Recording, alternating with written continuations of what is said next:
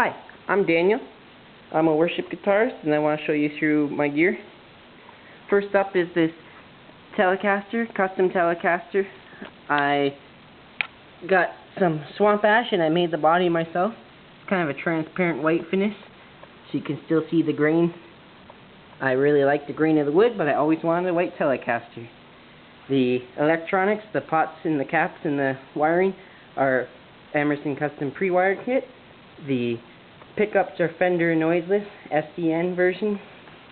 The neck is a Warmoth neck with an ebony fretboard and the maple neck, and it's got the side truss rod adjustment, which is awesome. The tuners are Fender locking tuners. Beautiful guitar. It sounds really nice and I really like it. This is my pedal board. It's a Pedaltrain Junior. On it I have, my first stop is this Walrus Deep 6 compressor. It's always on. I use it for a little bit of sustain and I use it to help control the high end of the Telecaster. Some of the high notes are a little piercing, so it just kind of brings that in a bit. I really like it. This is the JHS double barrel. It's my main overdrive. I use my first stage is this side, which is the JHS Morning Glory, and those are pretty typical settings for me. And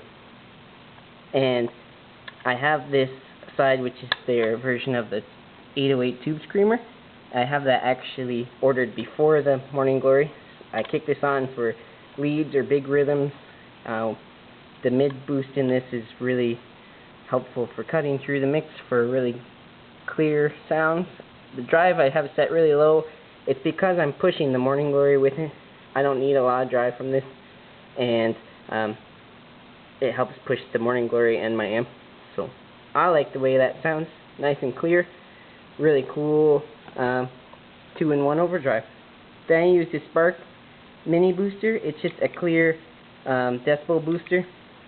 If your amp is really clean, then you're just going to get a clean boost. If you put this before an overdrive or in front of an amp that's already breaking up a bit, it'll actually push your amp into further saturation, which is really cool as well. I like that. Then I have this Ernie Ball Volume Pedal Junior. There's not modded, there's nothing special about it. It works. When it doesn't work, I fix it. I use the tuner out and I go into this Polytune Mini.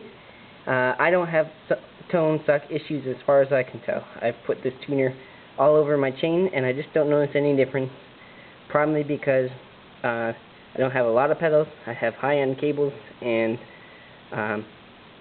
some of my pedals have buffers in them, so I'm not getting any tone suck. Works out fine for me. Also from the volume pedal, then I go into my delay, which is this Nemesis delay by Source Audio.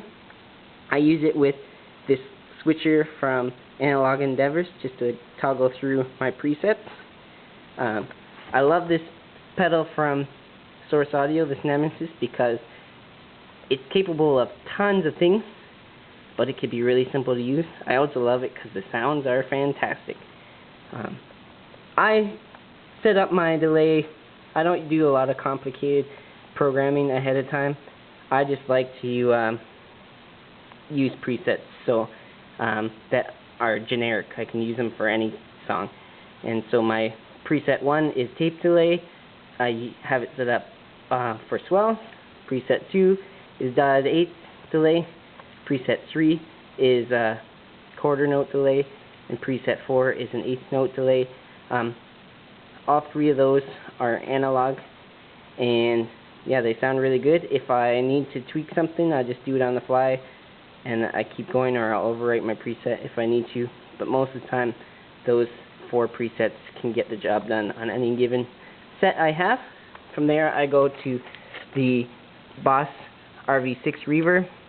Most of the time, I use the modulate setting, but I also use the plate setting. And I do use the shimmer setting a bit, but you have to really crank the tone down to 9 o'clock or so, or else there's a lot of high-end cheesiness that comes through. I really like this. It sounds great. stereo in, stereo out, and it has this expression out, which I run down to this Analog Endeavor's mini expression wheel.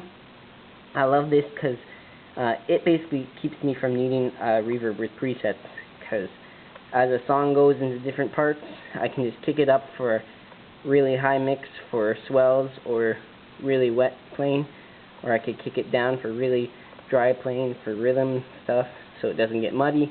I can find a happy spot in between for certain riffs I'm playing that I might want something middle ground level of reverb. It's just really flexible, and then I'll just bend over and tweak the settings between songs, because I'm typically not changing actual reverb types during a song. All this is on the Pedaltrain Jr., the old school kind, and it's powered by this Strymon power. Made some brackets for the power brick.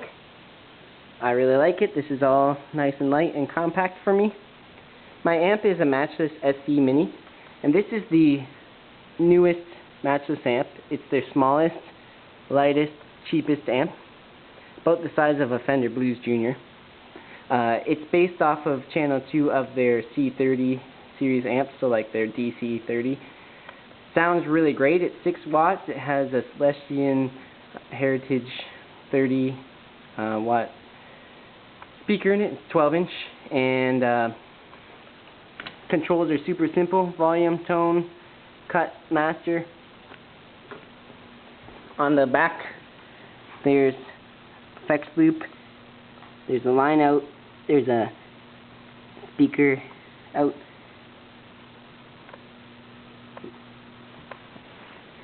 Sounds really great. The nice thing I love about this amp is you don't have to crank it to ear bleeding levels to get a really great tone, and it's really not super loud in the first place. It is well loud enough to hang with a band on stage. It sounds good quiet enough if you are at a church where you do put your amps on stage.